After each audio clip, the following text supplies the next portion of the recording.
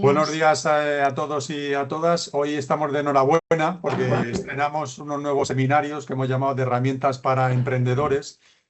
Estos seminarios cuentan con el apoyo del Gobierno de España a través de su vicepresidenta segunda del Gobierno, el Ministerio de Trabajo y Economía Social. La idea es desarrollar 6 seminarios durante noviembre y diciembre en esta época, los viernes a las 9:30 de la mañana, de 9:30 a 10 de la mañana. Estáis citados todos los próximos 6 viernes para establecer, como os digo, estos seminarios especializados vinculados con las herramientas para emprendedores. El objetivo de estos encuentros es desarrollar el marco del proyecto de Portalento Emprende de Inserta Empleo y de Fundación 11, que luego Sabina Lobato no lo explicará, y también contamos con la colaboración de la Asociación de Emprendimiento y Discapacidad ADENDIS. Como digo, hoy es el primer seminario que iniciamos en este viernes y vamos a hablar de la gestión administrativa. Vamos a contar con la intervención del presidente del Colegio de Gestores Administrativos de Cantabria, Víctor Carpintero. Buenos días, Víctor. Hola, buenos días. ¿Qué tal estáis? Perdonad por los problemas técnicos que Bienvenido. hemos tenido hasta ahora. Gracias. Que llueve mucho por allí, me dices, ¿no? En Cantabria. Bueno, ya sabes que aquí en cuanto para el viento sur empieza a llover, pero bueno, por eso está tan verde Cantabria, ¿eh? Si no, no podría ser así. Bueno, y como decía, nos va a ayudar en este primer día Sabina Lobato, que está muy pendiente de este tipo de encuentros, que es la directora de Formación, Empleo, Operación y Estudios de Fundación 11. Cuéntanos, Sabina, el objetivo de estos encuentros y también el desarrollo de este proyecto de Portalento Emprende de Inserta Empleo y Fundación 11. Muy bien, pues muchísimas gracias, José Manuel, y un placer que estéis organizando este ciclo de seminarios. También quiero aprovechar para saludar, que veo que está María, la gerente de ASEMDIS, la Asociación de Emprendimiento y Discapacidad. Muchas gracias por unirte, María. Y también compañeros compañeros de toda la red de dinamizadores de Inserta Empleo que apoyan a nuestros emprendedores, ¿no? Bueno, pues efectivamente, como decías, lo que vamos a tratar es, por un lado, de ofrecer información interesante que pueda ayudar a personas que estén pensando en emprender o que ya hayan emprendido en temáticas que, si quieres, José Manuel, después podemos hacer a lo mejor un repaso de todas las temáticas que se van a abordar.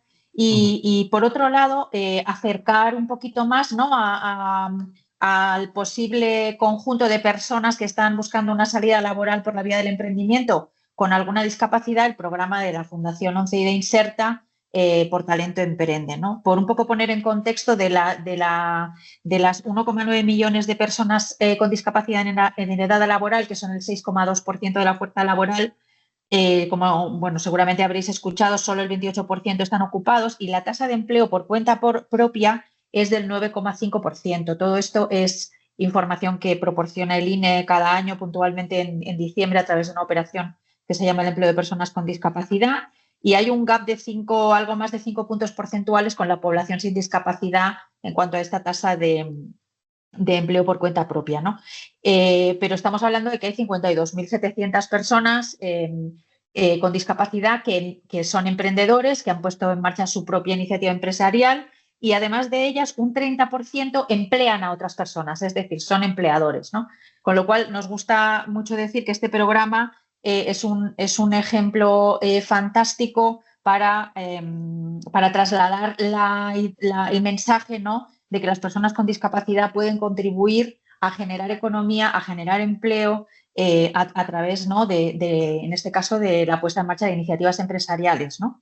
El programa Portalento Emprende, ¿qué es lo que pretendemos? Pues, por un lado, fomentar la cultura emprendedora entre las personas con discapacidad, y también apoyar a esas personas que piensan en dar ese paso, o que para la inclusión laboral a través de su propio emprendimiento, o que ya han emprendido, ¿no? Entonces, ¿cómo hacemos esto? Pues, por un lado, a través de esa red de dinamizadores y dinamizadoras que tenemos en toda la red de centros de Inserta Empleo, que son nuestros servicios de empleo.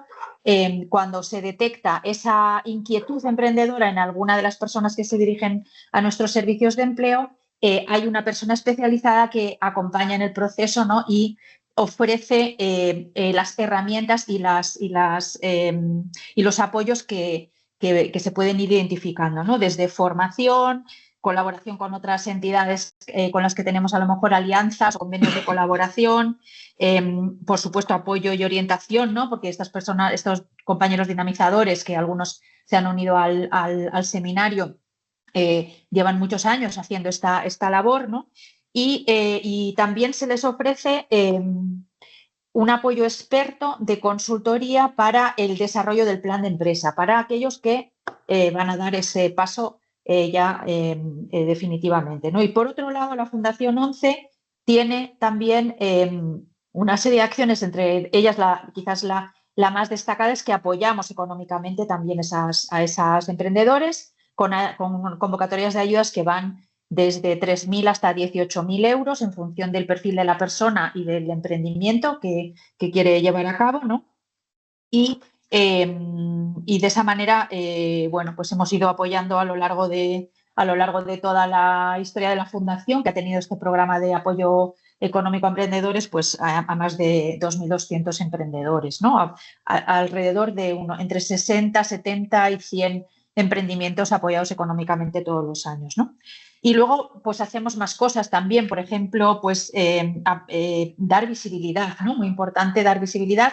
Este seminario es un canal para poder hacer esto, pero también, por ejemplo, y tenemos hoy la suerte de tener aquí a la última galardonada, ¿no? de los premios de la revista Emprendedores, que tienen una categoría que está sponsorizada por Inserta Empleo en la Fundación 11, ¿no?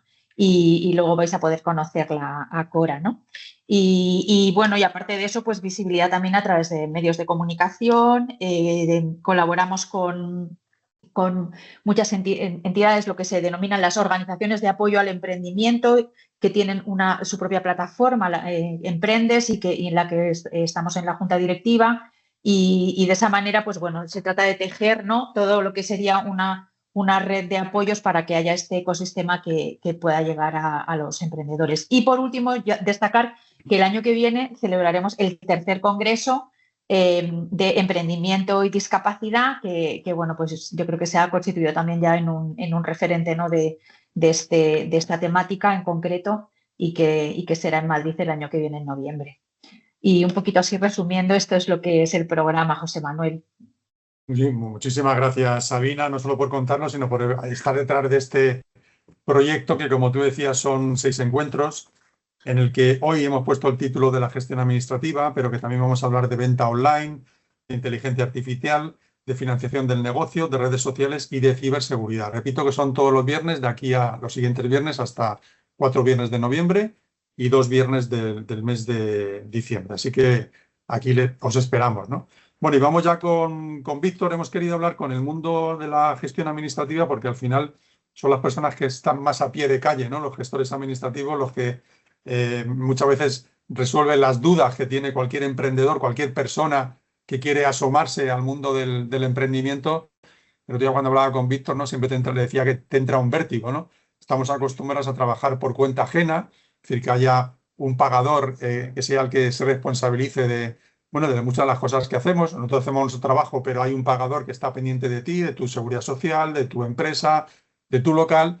Pero cuando das el paso a ser un emprendedor, pues te entra, como digo, un vértigo de cómo pagas la nómina, si tienes más trabajadores, cómo pagas el local, cómo llegas a final de mes, cómo pagas a todos los proveedores. En fin, un montón de dudas que te genera, y que ese gestor administrativo, que a su vez el gestor administrativo colabora también con Fundación 11 y está en su patronato, es su presidente, pues conoce muy bien el trabajo del que estamos hablando. Así que, Víctor, resúmenos un poco, que ya sé que es difícil resumir, luego habrá un turno de preguntas de las personas que nos acompañan, que te preguntarán cosas más concretas, pero dirnos, ante ese vértigo que te enfrentas a, voy a crear una empresa, voy a ser un emprendedor encima de una persona con discapacidad, que los datos que ha dado Sabina lo tienen un poco más difícil que el resto, ¿cómo puede afrontar esta situación? Buenos días. En primer lugar, agradecer esta invitación por Talento, Fundación 11, para participar en estos interesantísimos seminarios, y bueno, que tenemos el honor de inaugurarlos de la mano de nuestra buena amiga y compañera ya de hace muchos años en estas tareas, Sabina Lobato, ¿verdad? Un saludo especial de nuestro presidente, Fernando Santiago, que no ha podido por estar de viaje de trabajo fuera de Europa, pues concretamente en China, pues no ha podido estar presente en esta reunión tal y como hubiera sido su deseo. Y así me lo ha transmitido y quería daros un saludo de su parte. ¿Eh? Nosotros, los gestores administrativos, los más de 6.000 despachos de gestores administrativos que hay repartidos por toda España, pues tenemos un pulso diario de la situación inmediato, de cómo están, bueno, pues los autónomos, las pymes, los ciudadanos, y cada mes elaboramos un barómetro que remitimos a Servimedia y demás medios de comunicación para hacer, bueno, pues intentamos un fiel reflejo de cómo vemos la situación, cuál es la preocupación de los españoles. Y poniéndonos ya en contexto con el tema que nos ocupa hoy, pues bueno, yo tenía una pequeña presentación que voy a intentar transmitirosla y si queda cualquier duda, pues a vuestra disposición. ¿Eh? Yo hago un planteamiento inicial que digo que emprender sin perderse lo que de verdad necesitas para empezar. ¿Eh? ¿Cuál es el planteamiento que se hace un emprendedor al principio? Pues cuando alguien me pregunta qué necesita para empezar un negocio, normalmente espera que le hable de dinero, de financiación o de clientes, pero la verdad es que en España, antes incluso de pensar en todo eso, lo primero que necesita un emprendedor es paciencia y claridad administrativa. Porque tener una buena idea no basta. Hay que conseguir que esa idea exista legalmente, que tenga nombre, papeles, obligaciones cumplidas y permisos en regla. Y es ahí donde muchas veces empiezan los tropiezos. He visto proyectos extraordinarios naufragar antes de abrir sus puertas, simplemente porque no entendieron el orden de los pasos, o se perdieron entre el mare magnum de formularios que han de cumplimentar. Así que hoy quiero hablaros de eso, de lo que hay que tener claro, de lo que no se debe improvisar y de cómo no dejar que la burocracia se coma la ilusión. Emprender desde el punto de vista administrativo no empieza en el banco ni en la oficina de empleo, sino en una pregunta muy sencilla. ¿Qué voy a ser a los ojos de la ley? Esa pregunta que parece simple lo cambia todo. Elegir la forma jurídica del negocio es la primera gran decisión. No es lo mismo darse de alta como autónomo que crear una sociedad limitada. Ser autónomo es rápido, barato y flexible, pero implica responder con tu propio patrimonio si las cosas van mal. Crear una sociedad ofrece más protección, pero también más obligaciones. Contabilidad formal, cuentas anuales, libros, registro mercantil, actas. Y ahí empieza el primer error habitual. Decidir sin asesoramiento. Muchos eligen lo que creen más fácil y luego descubren que no era lo más adecuado para su tipo de negocio, su nivel de riesgo o sus socios. Por eso, siempre digo que el primer paso para emprender debería ser sentarse con alguien que entienda la normativa, un gestor administrativo, un asesor, alguien que no solo rellene papeles, sino que te ayude a entender en qué te estás metiendo. Una vez que ya has decidido la forma jurídica, llega la segunda etapa, darse de alta en la actividad. Y aquí el camino se bifurca entre la teoría y la práctica. En teoría todo está digitalizado. Los puntos PAI, punto de atención al emprendedor, el sistema CIRCE, las altas online. En la práctica no siempre es sencillo. A veces el certificado digital no funciona. La sede electrónica no reconoce la firma o la página web se cae justo cuando más la necesitas. El resultado, semanas perdidas. Por eso, aunque todo se puede hacer online, conviene hacerlo acompañado. No es cuestión de conocimiento, es cuestión de tiempo. El alta fiscal, la seguridad social, el registro mercantil, el nombre comercial, la marca, son piezas de un mismo puzzle. Y cuando se colocan bien, el negocio nace. Pero si se coloca mal una sola de ellas, todo lo demás se retrasa. Una vez la empresa existe, llega el siguiente obstáculo, los permisos y licencias. Porque en España no basta con tener una idea, hay que tener permiso para ejecutarla. Cada actividad tiene sus propias reglas. Si vas a abrir un local, necesitas licencia de apertura o declaración responsable. Si es una actividad sanitaria, hay estrictos controles específicos.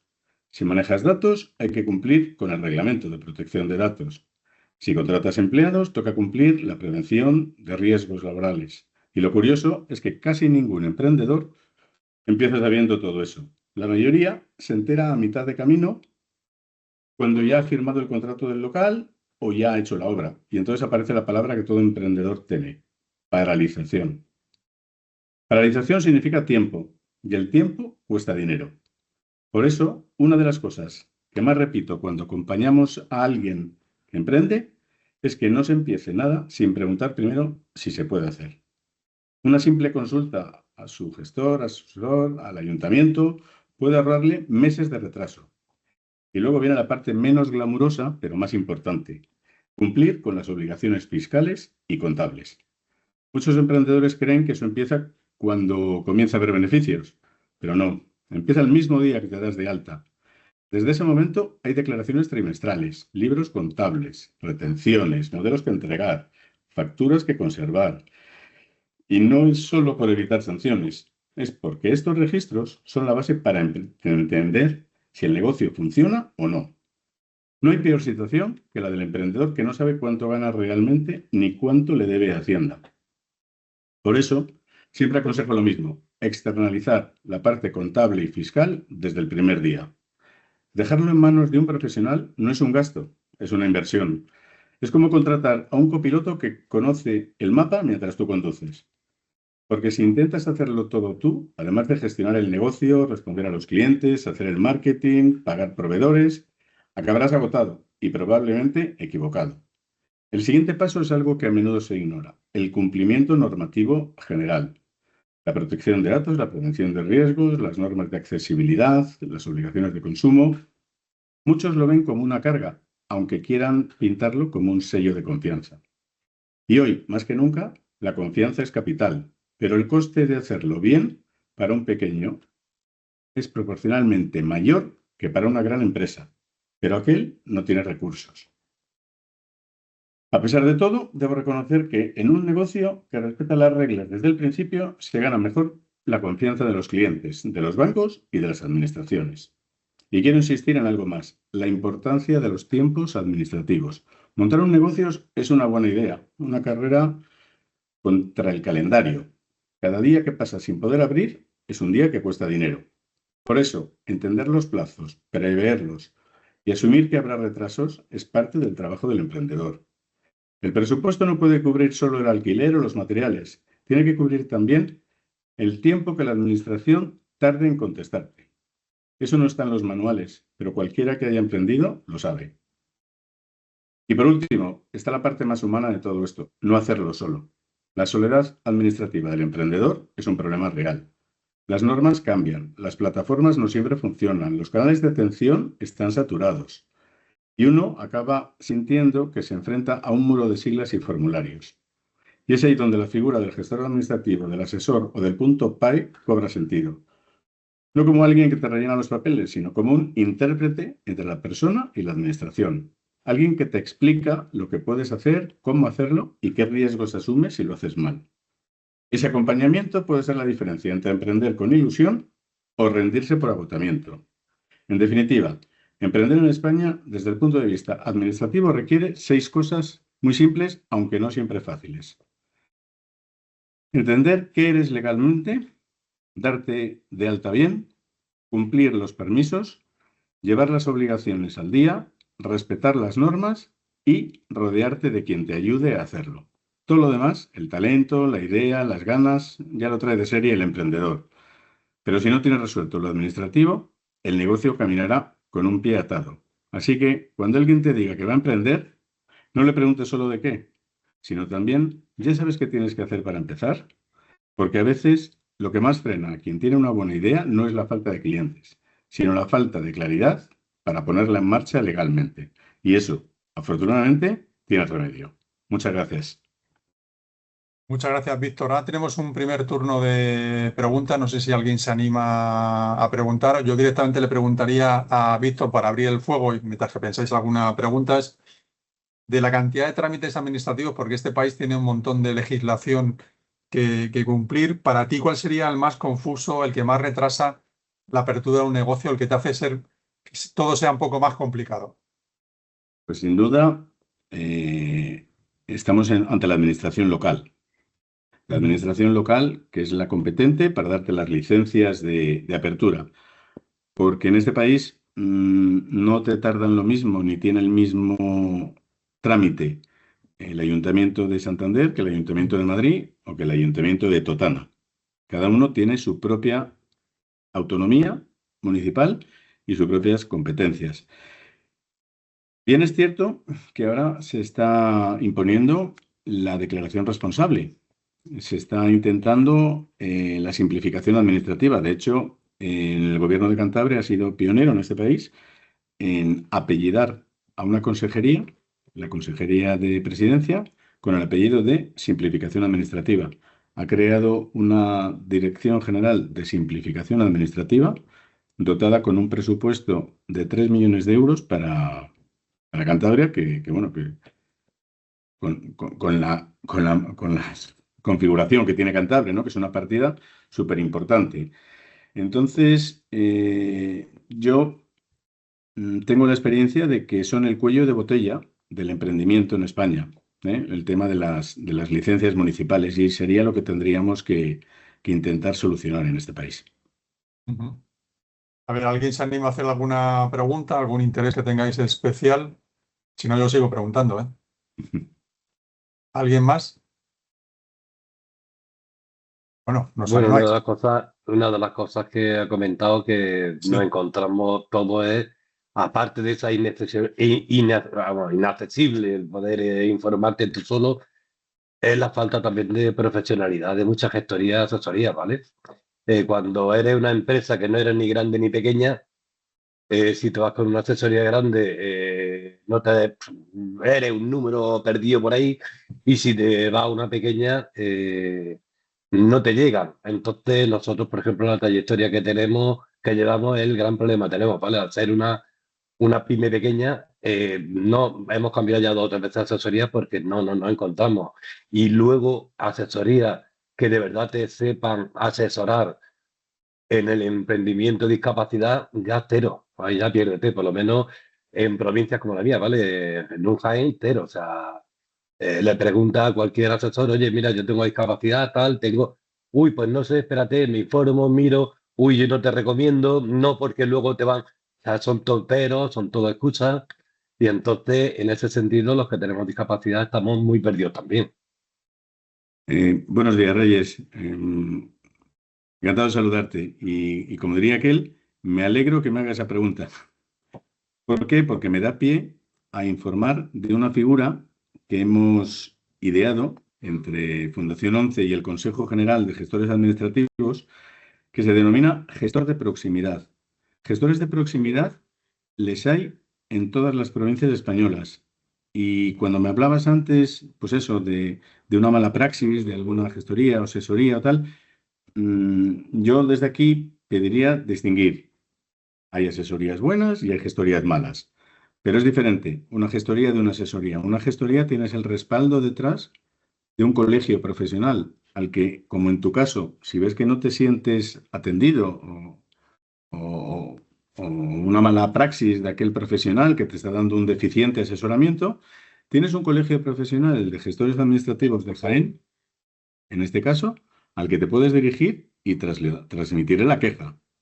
Esa queja, pues le darán un tirón de orejas a ese gestor, si es gestor administrativo colegiado, en este caso, para que, bueno, para que te atienda como debe, si simplemente es un tema merecedor de una amonestación. Y si la cuestión es más grave, pues hay un reglamento en el que se le puede incluso hasta llegar a suspender en el ejercicio de sus funciones. Y así entre todos depuramos este mercado, que como en todas las profesiones, pues les hay buenos, malos y regulares, ¿no? Como hay médicos, como hay abogados, pues en este caso también hay gestores. Yo también pediría eso, distinguir entre lo que es una asesoría, que en época de renta, por ejemplo, pues afloran como los champiñones, en los montes, y luego desaparecen cuando acaba la campaña de renta y no tienes a quién dirigirte.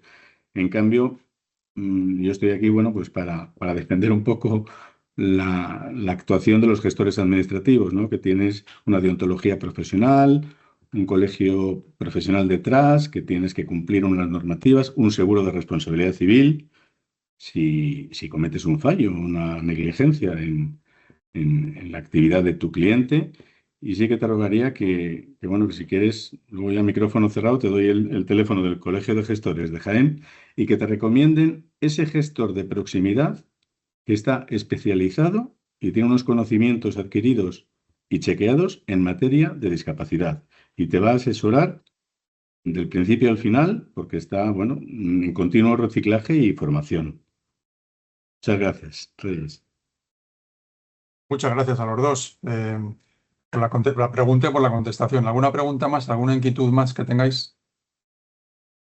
Si me permites, José Manuel, Sí, bueno. por complementar lo que ha explicado también Víctor, bueno, como habéis quizás escuchado al principio, la colaboración con el Consejo General de Colegios de Gestores Administrativos es una colaboración de la Fundación ONCE de hace muchos años, ¿no? No sé cuántos años hace que nos conocemos, Víctor, pero muchos.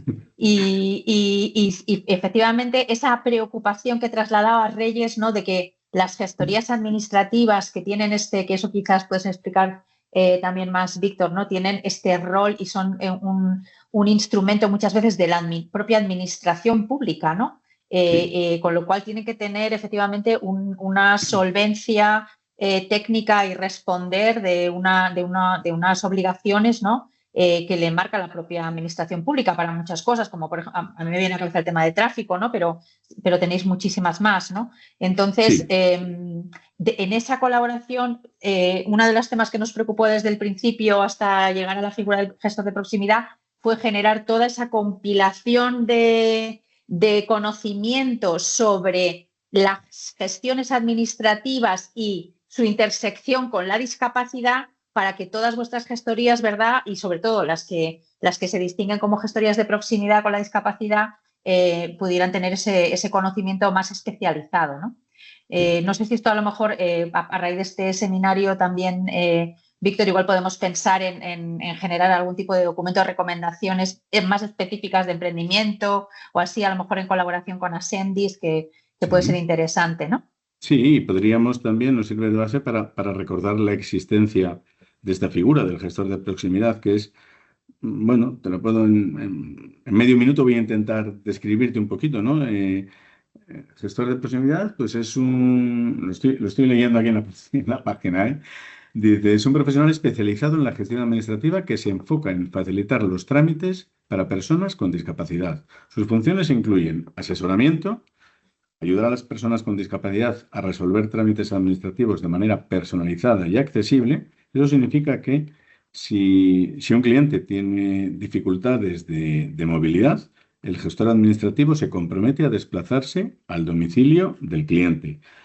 O si necesita utilizar el lenguaje de signos, se compromete, para eso estamos en colaboración con las distintas delegaciones de Fundación ONCE, para proporcionarle un lenguaje de signos y que se sienta, bueno, pues que pueda comunicarse perfectamente y sea pues, en igualdad de condiciones que cualquier persona. Y sobre todo la normativa, conocer y aplicar la normativa vigente que regula la atención a las personas con discapacidad.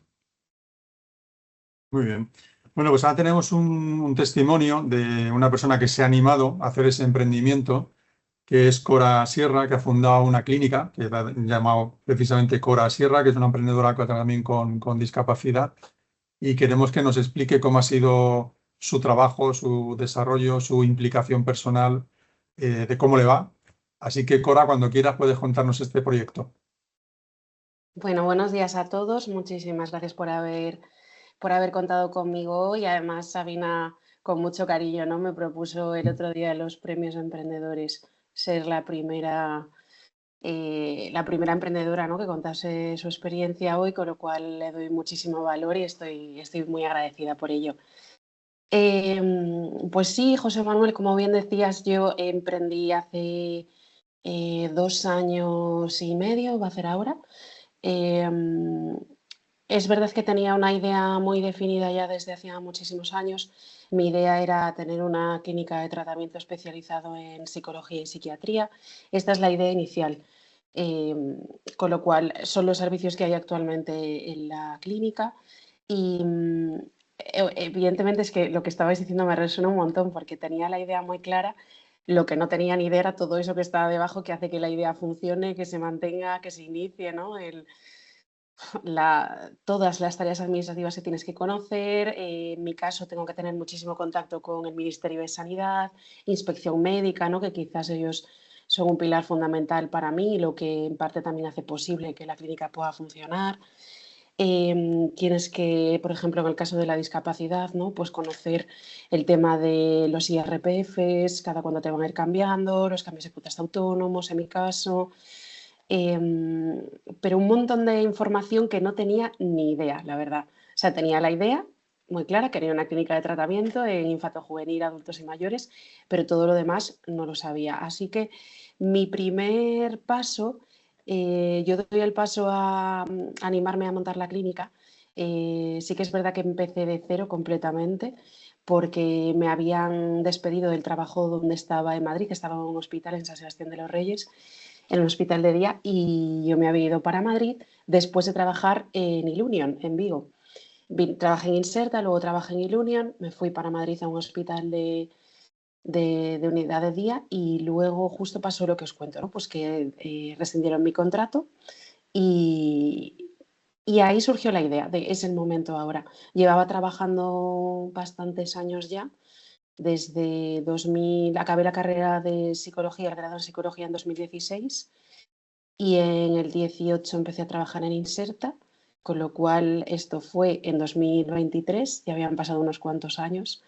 Había conocido formas de trabajo, no solo a nivel, o sea, como psicóloga más puramente clínica en el trabajo asistencial con el paciente, pero sí que había visto mucho también, claro, al haber trabajado en varios sitios, la función administrativa, cómo registraban los evolutivos en nuestros casos, cómo hacían las evaluaciones, cómo se hacían los seguimientos.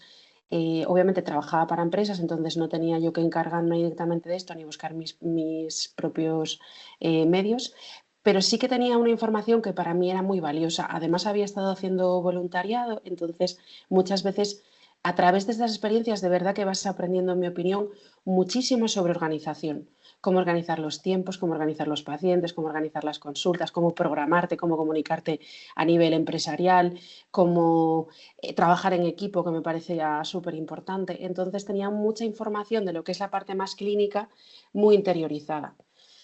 Y me despiden del hospital volviendo ahí. Y entonces decido empezar por mi cuenta. Y literal, empecé por mi cuenta y sin que nadie me conociera, ni tener contactos dentro de los pacientes, ni de los hospitales. Y lo primero que hice para poder ver qué hacía falta para crear una clínica sanitaria fue, obviamente, irme a la normativa sanitaria. Y ahí me encontré que, claro, la normativa sanitaria es bastante exigente. Además, hoy en día, Inspección de Sanidad sí que intenta cumplir muchísimo la normativa, lo cual hace más difícil encontrar un centro que cumpla la normativa, especialmente en materia de accesibilidad. Tanto que no haya barreras arquitectónicas en las entradas de los edificios, que que los ascensores sean fáciles de abrir, que entren las sillas, que entren todos los espacios que el espacio cumpla con las necesidades que pueda tener la persona con necesidades especiales. Y entonces lo primero que hice fue eso, pues enterarme de la normativa sanitaria, de la mano de una buenísima amiga mía. Me recomendó a su gestora, que es un pilar fundamental para mí a día de hoy, mi gestora María. María, en este caso, que me ha parecido muy interesante, Víctor, cuando has hablado de esta figura, ¿no?, de gestor de proximidad en materia de discapacidad. Yo no conocía esto hasta ahora. Hay que O hacer un sea, seminario, José Manuel, de sí, Sí, esto. sí. sí, yo no conocía esto. También lanzo aquí un mensaje de alivio a los que quieran emprender, que puedes emprender sin conocer esta figura, pero si la conoces seguro que tu camino va a Mejor. ser muchísimo más fácil, ¿no? Yo no la conocía, pero María sí que es verdad que es muy, muy implicada en su trabajo, es una persona que trabaja muchísimo. Su niño sí tiene disca y creo que esto la sensibiliza mucho en la Claro, materia de la discapacidad claro. y me ayudó un montón. De hecho, ella me iba abriendo el camino, buscamos la normativa, de qué manera mis cuotas iban a ser diferentes. Y luego yo tengo muchísimo contacto con el Ministerio de Sanidad. Mi consejo es a quien quiera emprender y necesite o licencia, porque nosotros los sanitarios no necesitamos licencia como tal, solo necesitamos licencia al menos en la provincia de Pontevedra, que es donde estoy yo estoy en Vigo, solo necesitamos licencia si es un local a pie de calle. En este caso la clínica, como está en un cuarto, está en altura, mi licencia es el registro sanitario. Con lo cual me ahorré esa parte de tener que tener una licencia del concello que, por lo que conozco, es Que no bastante es- tediosa. Mm. Sí. Tuviste suerte, Cora. Yo también lo creo. Además ya dije, bueno, yo un local a pie de calle prefiero no tenerlo, entonces me libré de algo Sí, que iba a ser un dolor de cabeza. Pero fíjate, sí me encontré cuando tenía que tener claro si necesitaba licencia o no, que muchísima gente dentro del propio concello no sabía darme la respuesta. No sabían si hacía falta, siendo sanitarios, licencia de apertura, licencia de local o no. Y fueron, pues tranquilamente, un mes buscando información, parados. O sea, un mes buscando información, preguntando, llamando al Ministerio de Sanidad, llamando al Concello, tirando de contactos, o sea, tremendo. Me pareció ya. como que había muy poca, ¿sabes? No había una información que estuviera muy unida, ¿no? Que hubiera, hay un flujo de información. Y bueno, nada, yo ya luego me tuve que poner con el tema del registro sanitario, buscar un local que cumpliese las medidas de accesibilidad, el alta del registro sanitario, que la verdad que te piden muchísimos papeles en cuanto al espacio, en cuanto a los servicios, el material que va a haber en la clínica. Tenemos que hacer una memoria bastante detallada, informar de qué tipo de tratamiento vas a hacer, a qué tipo de población va enfocada, horarios de apertura, por supuesto, cómo vas a clasificar y a garantizar la ley de protección de datos. Y una vez que ya tenía esto, a la vez yo hice dos cosas. Hice a la vez el tema del registro sanitario, buscar toda la normativa, a la vez que buscaba un espacio, una clínica como tal, o sea, el piso como tal. Y bueno, una vez que tuve una cosa, pues ya presenté todos los documentos. Creo que tuve mucha suerte porque hablé con varias personas de inspección sanitaria, tanto en Vigo como en la provincia de Ourense y en Pontevedra, y la gente conmigo fue bastante amable. Insisto, esto es solo mi experiencia, no tiene por qué ser así, ojalá siempre fuese así, pero conmigo fueron bastante amables y de hecho tengo bastante trato con ellos porque siempre que hay algún cambio en la clínica les tienes que llamar o dudas que te surgen tienes que volver a ponerte en contacto con ellos o te requieren algún papel. Tienen muchísima burocracia porque todo tiene que estar perfectamente registrado, pero para mí han sido un apoyo importantísimo porque es muy complejo y además, en mi opinión, el pago de las tasas, insisto, para el Ministerio de Sanidad, en este caso para abrir centros sanitarios, te lleva a la TRIGA, que es la Hacienda gallega, y es imposible de encontrar. O sea, yo estoy acostumbradísima a usar ordenadores y a mí me pareció dificilísimo encontrar el cómo voy a pagar esta tasa. Pero es que luego, para más INRI, un detalle que me parece curiosísimo es que es el propio usuario que tiene que pagar la tasa que tiene que cubrir los datos. O sea, tú tienes que saber qué tasa tienes que pagar y dices, a ver, y si me equivoco en los números, que es perfectamente fácil, entonces tú tienes que saber que tienes que pagar una cuota. Entonces tienes tú que conocer esa información para luego, cuando vas a pagar la tasa, introducir el dato. Entonces me parece bastante complejo. Yo lo hice todo de forma telemática y desde ahí insisto que es un poco complejo. Y eso que eres una persona, Cora, que pareces bastante avezada con la Mm. tecnología y demás, ¿no? Eso Sí, plantéaselo también a una persona que sea analfabeto digital. Bueno, pues se vuelve loco, ¿eh? me parecería muy difícil. O sea, Y, de verdad.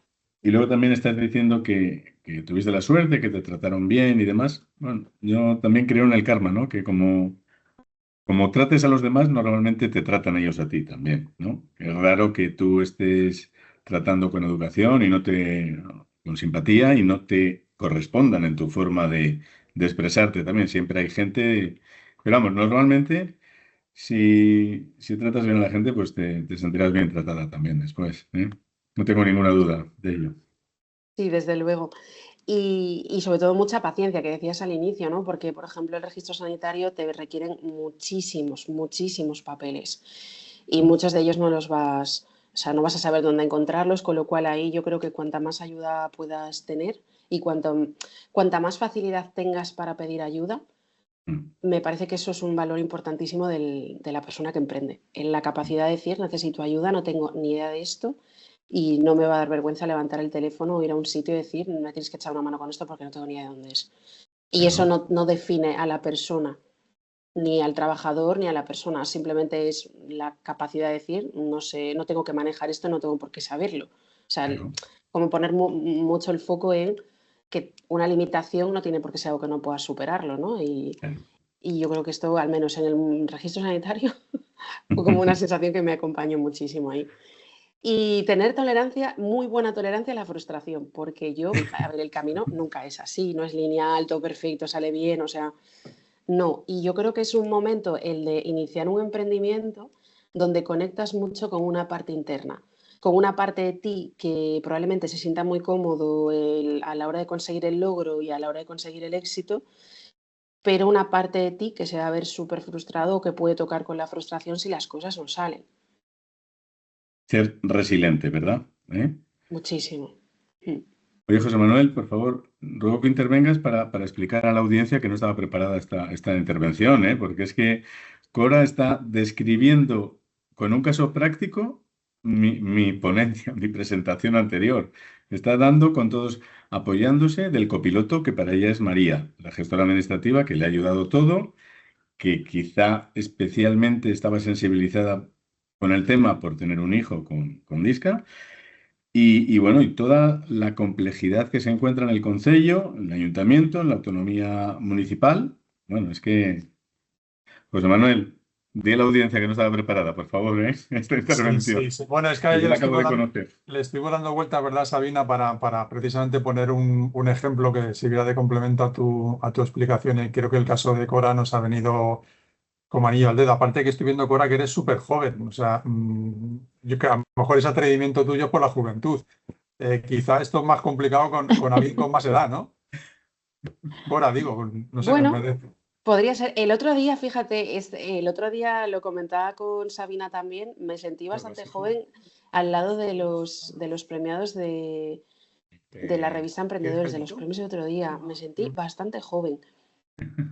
Y eso que yo... Dime. Sí, no, y además lo que ella lo que me dijo, Sabina, es que yo soy claro, es que en la revista, las diferentes categorías, ¿no? Bueno, puede haber a lo mejor algún premiado que sea un perfil de emprendimiento más parecido al de Cora, ¿no? Estoy pensando, por ejemplo, el que otorgan los despachos profesionales, los despachos jurídicos y tal, pero efectivamente, o sea, claro, de repente uno de los premiados es una empresa de Elche que es alucinante, que están mandando cohetes al espacio, PLD Space, ¿no? Frente a un emprendimiento a lo mejor más modesto, pero súper, ¿no? Súper importante porque pone el foco en el tema de la salud mental, ¿no? Como es el de Cora, ¿no? Y entonces, bueno, o sea, ya había una diversidad de premiados, ¿no? Que, pues efectivamente no hay que defender, ¿no? El papel de los pequeños emprendedores, ¿no? Y en este caso el perfil de Cora, pues yo también estoy de acuerdo, José Manuel. Tenemos muchas menos emprendedoras mujeres. Normalmente la edad media es a partir de 45 años. No sé si Víctor también lo corrobora. Sí, O sea, sí. no es tan habitual, ¿no? El que una persona con el perfil de Cora, ¿no? se anime a emprender. Así que yo creo que es Es muy que valiente y la en felicito. en cierto modo, Sabina, no me extraña, ¿eh? No me extraña que cueste hoy en día ser emprendedor. Yo tengo la firme convicción de que esto es vocacional, de que hay un run dentro que le anima a Cora a ser su propia empresaria, a liderar un proyecto, a transformar su modo de vida, porque el emprendedor y el autónomo, pues lo es 24/7, 365 días. Corrígeme, Cora, si me equivoco. Tú a lo mejor hay días, también me pasa a mí, que estás dándole vueltas, ¿no? a temas, ¿no? Hay que intentar saber desconectar también para poder sobrellevarlo, pero el que es emprendedor y es autónomo y es empresario, lo es las 24 horas del día, los 365 días del año. Pero bueno, es muy, muy bonito, es muy bonito. Tiene sus cosas, sus preocupaciones, sobre todo cuando vas aumentando la empresa con empleados y demás. Al final, bueno, pues es tu familia también, porque a ellos les eliges, ¿no? Y la familia te toca. Entonces es tu propia familia laboral y bueno, y convives con ellos y creas sinergias y vives sus problemas. Si uno, yo que sé, ha tenido un accidente o tal, pues lo sientes como propio también, ¿no? Y eso es lo bonito, ser un equipo y remar todos en la misma dirección también. ¿Eh? Un poco Perdón si te hablo ya un poquito de abuelo cebolleta, pero es un poco transmitirte la experiencia y bueno, que sigas con esa ilusión, ¿eh? Que te va a ir muy bien seguro, si sigues así. Un poco cogiendo, Víctor, algo que has dicho que me resuena muchísimo internamente desde hace años, el cómo saber si imagínate que una persona ahora nos escucha, está en su casa y está pensando si realmente emprender es una decisión correcta, dentro de lo poco que se puede juzgar si eso es correcto o no, ¿no? Pero imagínate esto, pues yo tengo como una señal que a mí me confirmó que sí que era el camino que yo necesitaba recorrer. Mi madre siempre me decía que cuando yo trabajaba para otros siempre estaba buscando empleo. Y es verdad que esto ocurrió en la gran mayoría de empleos que tuve, salvo en la oficina de Inserta que te conté, Sabina, otro día yo estuve súper a gusto con el equipo y el proyecto. En la gran mayoría de sitios, quitando siempre estaba buscando. Siempre estaba haciendo prospección. Cuando trabajaba en Madrid hice muchísimas entrevistas en clínicas y hospitales. Siempre estaba intentando anotarme en promoción interna. O sea, era como, no paraba. Era una rueda en la que yo necesitaba buscar el crecimiento. Y un día mi madre me dijo, Cora, eres muy joven, has pasado por varias empresas, has hecho varios voluntariados, pues yo empecé a hacer voluntariados en salud ya desde la carrera. Hice periodos de prácticas extra en los estudios, de 6 meses más, tanto en el máster como el grado. Y luego, además, me quedé voluntaria en un servicio de urgencias psicológicas durante 6 meses. Con lo cual, no solo tenía experiencia acreditada a nivel laboral, con contratos firmados, sino que también tenía toda esta parte que te da muchísima experiencia y muchísima sensibilidad humana. Y mi madre un día me dijo, Cora, nunca vas a estar tranquila y realmente 100% cómoda hasta que trabajes para ti. Y me lo dijo mi madre hace muchísimos años. Claro, aquello quedó ahí y ahora que tengo la clínica ya desde hace 2 años y algo, realmente creo que era algo que llevas dentro.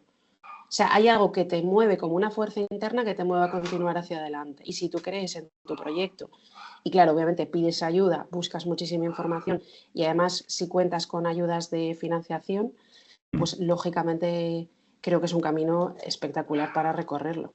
Es verdad que yo también en la parte de financiación tuve muchísima ayuda porque obviamente había ido generando dinero, había ido ahorrando estos años de trabajo, pero también tuve la ayuda de emprendimiento de la Fundación 11 y para mí fue súper importante porque fue el cohete que necesitaba en ese momento. Y yo Muy creo bien. que esas ayudas es súper importante si tienes discapacidad conocerlas. Eso es muy importante, ¿no, Sabina? Ese empuje inicial que en este Sí, caso da Fundación 11 para sí. animar a alguien, ¿no? Y para no sentir un vacío, ¿no? Sí, de hecho, o sea, estos seminarios también tienen esa finalidad, ¿no? Además de hablar de temáticas, ¿no? Que puedan resultar de interés para el emprendimiento, el dar a conocer el programa Por Talento Emprende, que incluye la convocatoria de ayudas económicas, porque muchos años pues, nos hemos dado cuenta que hay mucha gente con discapacidad que se registra, ¿no? Que se da de alta en el RETA y a nosotros nos llegan relativamente una parte muy pequeña de todas esas personas a solicitar ayudas económicas, ¿no?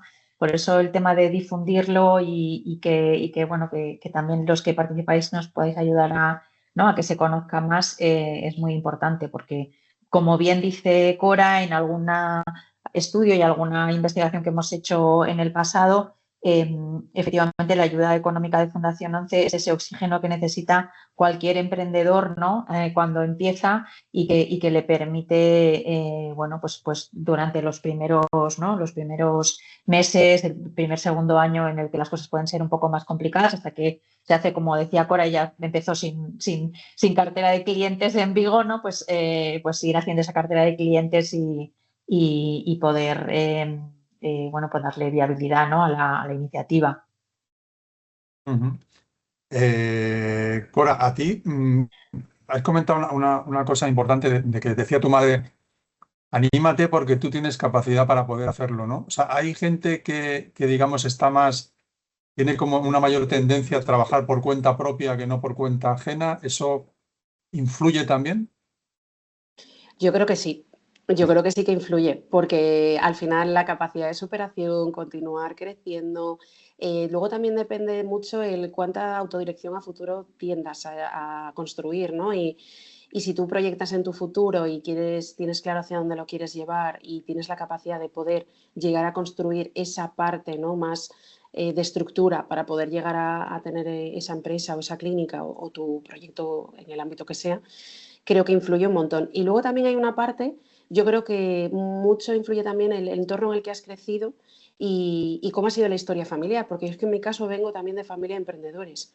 Por mi rama materna, mis abuelos, años 40, años 50, o sea, nada que ver ahora, ¿no? Pero tuvieron una panadería que empezó siendo una panadería en Ourense pequeña y acabó fue un despacho de pan distribuyendo a toda la ciudad. O sea, ellos fueron creciendo a lo largo de su emprendimiento, o sea, repartían el pan a caballo, este era el nivel, y luego ya en furgonetas, o sea, fue un crecimiento brutal, pero eran los emprendedores, mi abuela hacía sus cuentas, su libro de cuentas a mano, o sea, una pasada. A mí me resulta esto muy inspirador, porque fíjate, Sí. no tenían estudios universitarios, pero sacaron su trabajo adelante y fue la empresa familiar, porque es que luego además mis tíos se dedicaron a ello. Y luego por mi parte, por mi rama paterna, mis abuelos paternos también hace muchísimos años, tenían un ultramarinos. Con lo cual, bueno, digamos que en mi familia genéticamente existe algún gen del emprendedor. Dudo muchísimo que esto sea así, no tengo el dato, pero yo no lo Bueno, y dudo. tú y que Pero lo has visto, ¿no? Y lo has vivido, lo has sí, visto y te ha sí, resultado algo cercano, ¿no? sí, yo creo que eso influye. Pero bueno, si no tienes una familia que donde has visto emprendimiento, sí puedes buscar, yo creo, puedes inspirarte en otras personas de tu entorno, incluso gente que no sea conocida para ti, que pueda ser una guía y puedas inspirarte en su modelo. Y yo animo, si alguien no tiene a nadie cercano, pero sí puedes tener contacto con algún emprendedor, alguna emprendedora, intentar conocer la otra parte y que te cuente su historia. Creo que es importantísimo eso. Ujú. Y luego para ti, el primer punto, porque tú has comentado el follón administrativo, las dificultades, el desconocimiento, que bueno, que tú eres un poco friki de esto y puedes conocerlo, ¿no? Pero a mucha gente, yo por ejemplo, me resultaría imposible. Eh, ¿Cuál es el momento en el que tú dices, vale, voy a seguir adelante con esto? ¿O has tenido alguna duda en el proceso de decir, mira, ya no puedo seguir más porque la burocracia, el follón no me merece la pena? Jamás. Yo no he dudado nunca de no continuar con la clínica hacia adelante, en ni un solo minuto. Sí que hubo un momento, de hecho, llevo 3 semanas con ataques de estrés, como le digo yo a mi psicóloga, que es la primera vez desde que tengo la clínica que la carga administrativa o la gestión de la clínica me ha supuesto más estrés, porque estamos en un punto de cambio. Entonces, la tolerancia al cambio yo creo que es algo que tienes que ir haciendo y trabajándola, porque el equipo cambia, se incorpora gente, tienes que estar de cara a los pacientes, tienes que hacer muy buena acogida, pero tienes que también acoger al profesional. Entonces, la tolerancia al cambio, o sea, yo es que de verdad digo que es un proceso, bueno, a ver, obviamente sé que esto es algo muy personal, pero yo sí creo que ayuda mucho que tú en un proceso de emprendimiento acudas a terapia, porque te van a surgir tantas dudas, tantas nuevas emociones que no vas a saber reconocer. Vas a tocar tanto con partes de ti, de derrota, de tu autoestima, de quién eres tú, de hacia dónde quieres ir, tu autorización a futuro que os decía, que yo, obviamente, que soy muy pro terapia, porque más aparte de ser psicóloga, soy paciente de mi psicóloga, pues lógicamente creo que es una ayuda importantísima. Pero sí que creo que es un proceso que te puede hacer dudar en algunos momentos. No ha sido mi experiencia hasta ahora, pero sí que os puedo compartir que en mi idea de crecimiento, como os cuento, que esto es como un punto donde empiezas, nunca sabes dónde acabas, a mí sí me gustaría a futuro, nunca sé si esto va a poder ser posible o no, tener una segunda clínica. Bueno, pues lógicamente, en estas 3 semanas que llevo de más estrés, he dicho, yo ni de coña tengo una segunda clínica, porque a ver cómo la gestiono, porque a ver si no se me cae el pelo y cosas de esas. Entonces sí que hay momentos de que digas, yo por aquí no puedo seguir. Tú ya sabes lo que dice esa frase, ¿no? Que está tan de moda en todos los coaching y todo marketing empresarial. Si quieres ir rápido, vete solo. Si quieres llegar lejos, vete acompañado. ¿Vale? Muchas veces, Cora, permíteme, que te dé un consejo. Pues eso, que para crecer tienes que delegar también, que aprender a delegar y rodearte de un equipo en el que vean ellos que depositas tu confianza y asuman responsabilidades y te liberen un poco también. Y tú te dediques a lo que estoy seguro que haces fenomenal, que es tu labor de psicóloga. Venga. Sí. Total, esa parte, ¿no? De organizar y ver dónde depositar. Sí, y no querer ser el hombre orquesta, un poco lo que decía yo en mi ponencia, ¿no? Atender a los clientes, contestar el marketing digital, el pagar a los proveedores, el hacer las declaraciones, el mirar la protección de datos, el tema de riesgos laborales, que es que los autónomos, bueno, pues cada vez estamos soportando más presión burocrática por parte de la administración, ¿no? Y eso muchas veces te ahoga en un mare magnum de normativa, de cumplimientos que tienes que abordar. Y bueno, pues si tienes un copiloto que te ayude en ello y lo delegas, tú a facturar, tú a generar clientes y a hacer lo que realmente disfrutas con ello. Y además eso te va a servir de ánimo, pero vas a decir, jo, me gusta mi trabajo, porque realmente te estás dedicando a lo que eres bueno. Y lo otro te cuesta un mundo. Enfrentarte con la burocracia, con el certificado digital, ¿vale? Seguro. Y ya verás cómo montas 2 y 3 clínicas más. Seguro. Muy bien. Bueno, pues muchísimas gracias a todos, a Víctor, a Cora por su testimonio, que nos ha servido yo creo que de mucho, a la participación de todos los que habéis asistido. Lo tenemos que dejar aquí porque estos encuentros duran 1 hora, de 9:30 a 10:30. Os recuerdo todos los próximos viernes de noviembre y de diciembre. Viernes 14 de noviembre, viernes 21, viernes 28 y los viernes 5 y 12 de diciembre. Vamos a hablar de emprendimiento con otras. El próximo hablaremos de venta online. Y nada, Sabina, si quieres cerrar este encuentro, pues aquí Pues le nada. citamos, ¿no? Para el próximo. Sí, exacto. Nos vemos el viernes que viene con el seminario sobre venta online.